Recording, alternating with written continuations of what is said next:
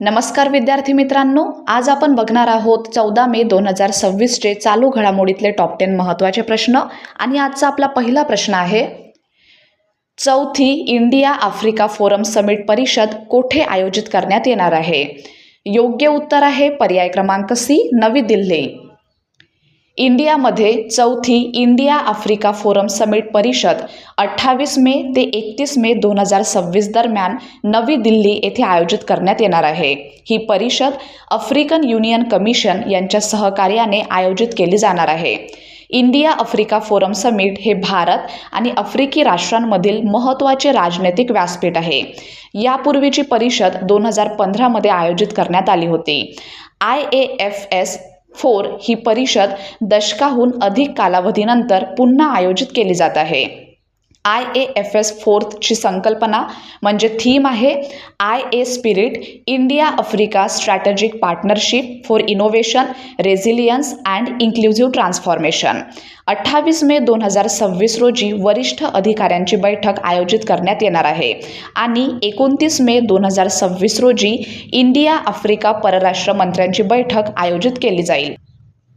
प्रश्न दुसरा आहे, पाकिस्तानने 10 मे हा दिवस कोणत्या नावाने दरवर्षी पाडण्याची घोषणा केली आहे? प्रश्न क्रमांक 2चं योग्य उत्तर आहे पर्याय क्रमांक बी, मुर्क ए हक डे।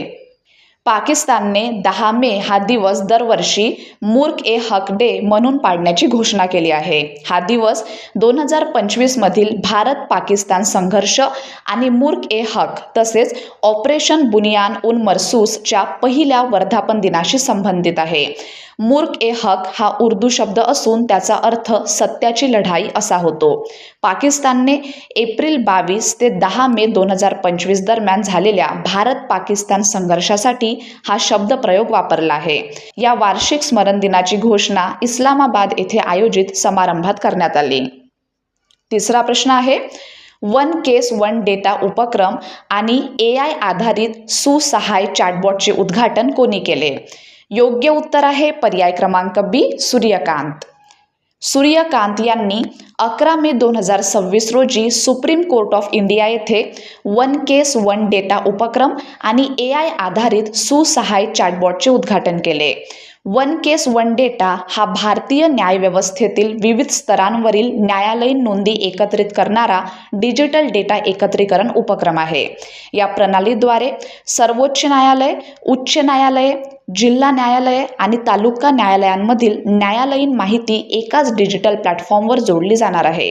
या उपक्रमाचा उद्देश प्रकरण व्यवस्थापन, ऑनलाईन प्रकरण पडताळणी आणि स्वयंचलित माहिती पुनर्प्राप्ती सुलभ करणे असा आहे। प्रश्न चौथा, आंतरराष्ट्रीय वनस्पती आरोग्य दिन दरवर्षी कोणत्या दिवशी साजरा केला जातो? प्रश्न क्रमांक 4चं योग्य उत्तर आहे पर्याय क्रमांक सी, 12 मे। दरवर्षी 12 मे रोजी आंतरराष्ट्रीय वनस्पती आरोग्य दिन international day of plant health साजरा केला जातो। या दिवसाचा उद्देश वनस्पतींना कीड, रोग आणि पर्यावरणीय धोक्यांपासून संरक्षणाबाबत जनजागृती करणे हा आहे। हा दिवस फूड अँड ॲग्रिकल्चर ऑर्गनायझेशन मार्फत प्रोत्साहित केला जातो। या उपक्रमाला युनायटेड नेशन्स यांचे समर्थन आहे। 2026 साठीची थीम तुम्हाला लक्षात ठेवायची आहे, जी आहे plant biosecurity for food security. पुढला प्रश्न, सौदी अरेबिया कोणत्या आंतरराष्ट्रीय संघटनेचे 26वे सदस्य राष्ट्र बनणार आहे? 5व्या प्रश्नाचं योग्य उत्तर आहे पर्याय क्रमांक B, international big cat alliance.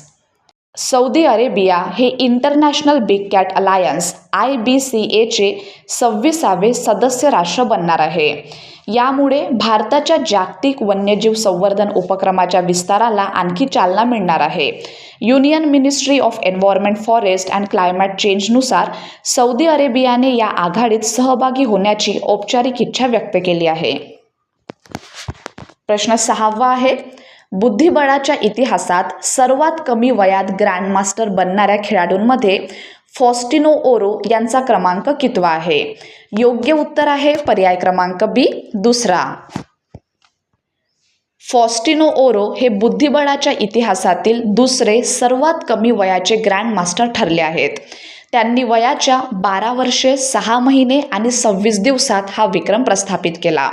इटलीतील Sardinia world chess festival 2026मध्ये अंतिम ग्रँडमास्टर नॉर्म मिळवत त्यांनी ही कामगिरी केली. फॉस्टिनो ओरो यांना मेसी ऑफ चेस या टोपण नावानेही ओळखले जाते. 13 वर्षापूर्वी ग्रँडमास्टर बनलेले प्रमुख खेळाडू बघूया तर यामध्ये सगळ्यात पहिला नंबर आहे अभिमन्यू मिश्रा, त्यानंतर आहे सर्जे कारजाकिन, तिसरे आहे डी गुकेश, नंतर आहे यागिज कान एर्डोमस, नंतर आहे जाओखिर सिंडारोफ, आर प्रगनानंधा आणि फॉस्टिनो ओरो. प्रश्न 7वा, अन्नपूर्ण भंडार योजनेअंतर्गत पात्र महिलांना दरमहा किती आर्थिक सहाय्य दिले जाणार आहे? योग्य उत्तर आहे पर्याय क्रमांक डी, ₹3,000. वेस्ट बेंगॉल सरकारने 11 मे 2026 रोजी अन्नपूर्णा भंडार योजनेची घोषणा केली आहे. नव्या BJP सरकारच्या पहिल्या मंत्रिमंडळ बैठकीनंतर या योजनेची घोषणा करण्यात आली. ही योजना राज्यातील पात्र महिलांना आर्थिक सहाय्य देण्यासाठी सुरू करण्यात येणार आहे. अन्नपूर्ण भंडार योजना 1 जून 2026 पासून लागू करण्याचे नियोजन आहे. या योजनेअंतर्गत पात्र महिलांना दरमहा ₹3,000 थेट बँक खात्यात जमा करण्यात येणार आहेत.